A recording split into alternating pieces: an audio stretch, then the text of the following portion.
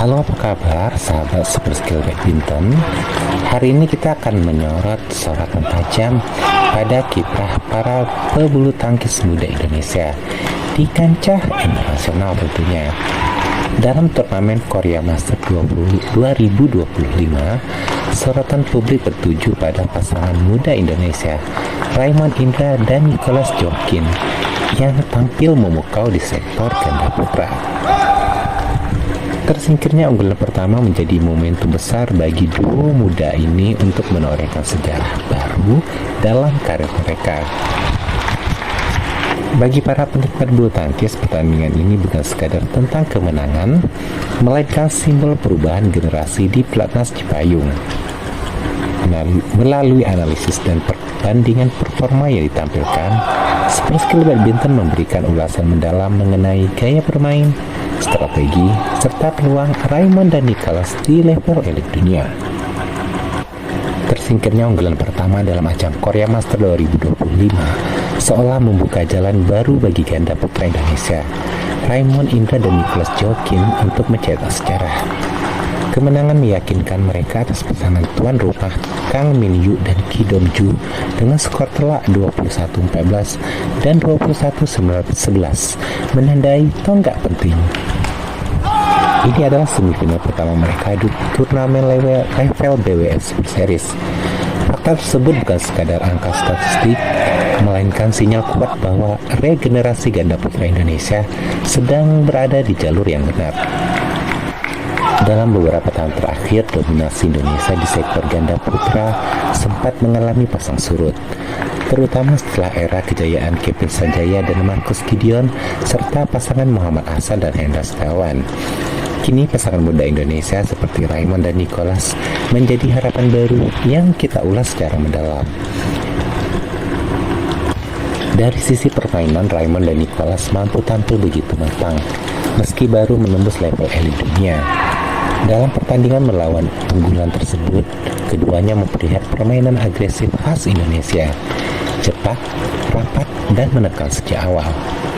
Smash keras Raimon yang disertai kecepatan reaksi Nicholas di depan net menjadi kombinasi yang sulit dibendung. Dalam analisis frame by frame, mencatat bahwa 67% poin Raimon dan Nicholas berasal dari serangan pertama dan kedua setelah servis, yang merupakan angka yang menandakan efektivitas strategi menyerang mereka. Perbandingan dengan dua laga sebelumnya menunjukkan peningkatan signifikan. Mereka tampil lebih tenang, meminimalkan error, dan mengontrol tempo permainan. Nah, kita juga bisa membayangkan performa Raimon dan Nicholas dengan pasangan-pasangan senior Indonesia seperti Fajar Alfian dan Muhammad Aryan Ardianto, atau Fajar Fikri maupun Leo Roli Karnando dan Dani Martin. Dari segi teknik, Raimon dan Nicholas disebut memiliki kemiripan dengan Leo Daniel dalam hal agresivitas dan keberanian mengambil resiko di depan net. Namun perbedaan mencolok terletak pada efisiensi pukulan dan variasi serangan. Raimon yang dikenal memiliki smash lurus tajam sering memanfaatkan area tengah untuk menekan lawan. Sementara Nicholas menunjukkan kematangan luar biasa dalam membaca arah bola dan melakukan intersepsi cepat.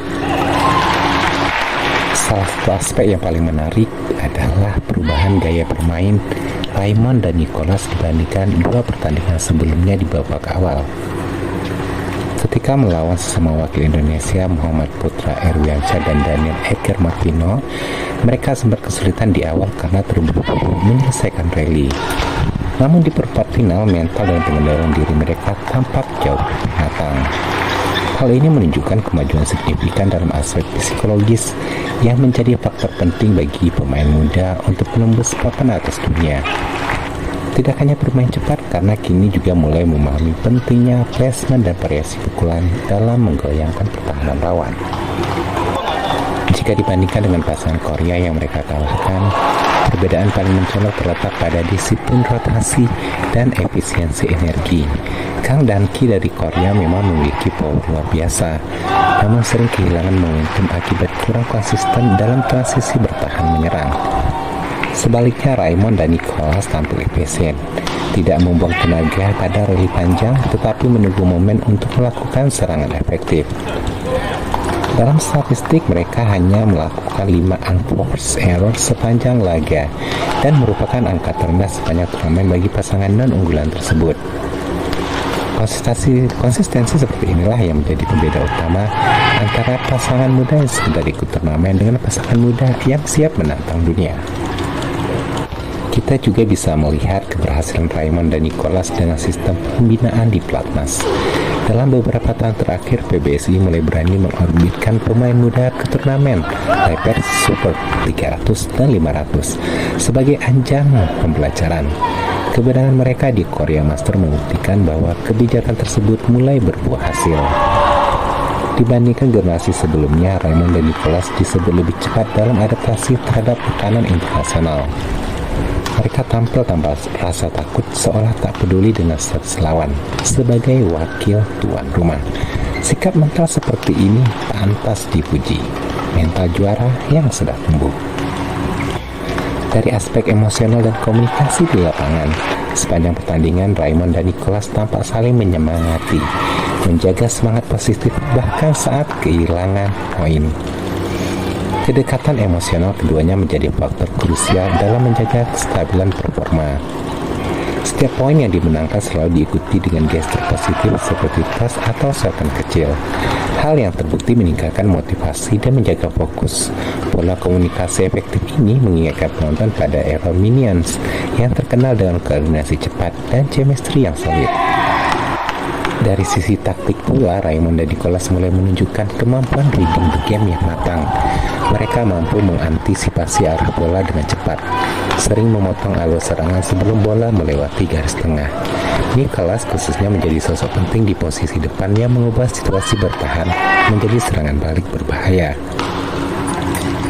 Gaya front-court play ala Hendra Setiawan ini meski tentu masih perlu banyak pengalaman untuk mencapai level ketenangan seperti Coach Hendra.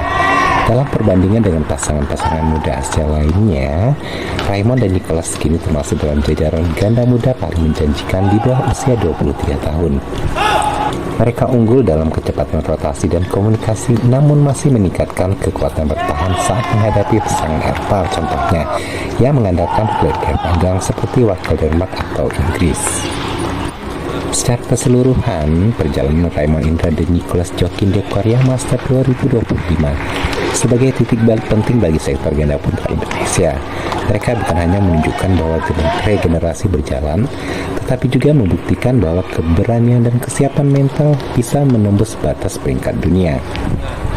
Dengan permainan yang semakin matang dan komunikasi yang solid, pasangan nomor 37 dunia ini berpotensi menjadi ancaman serius bagi ganda papan atas lainnya di turnamen-turnamen mendatang. Kisah kemenangan Raymond dan Nicholas di Korea Master yang kami ulas menghadirkan optimisme baru bagi dunia bulu tangkis Indonesia. Mereka bukan sekedar menembus semifinal pertama di ajang Super 300, tetapi juga menunjukkan transformasi gaya bermain yang efisien, cerdas, dan matang. Bahwa di balik angka dan statistik tersimpan bukti nyata dari kerja keras, disiplin, serta kematangan mental dua pemain muda yang siap menjadi pewaris kejayaan ganda putra Indonesia. Dengan performa yang terus meningkat dan semangat pantang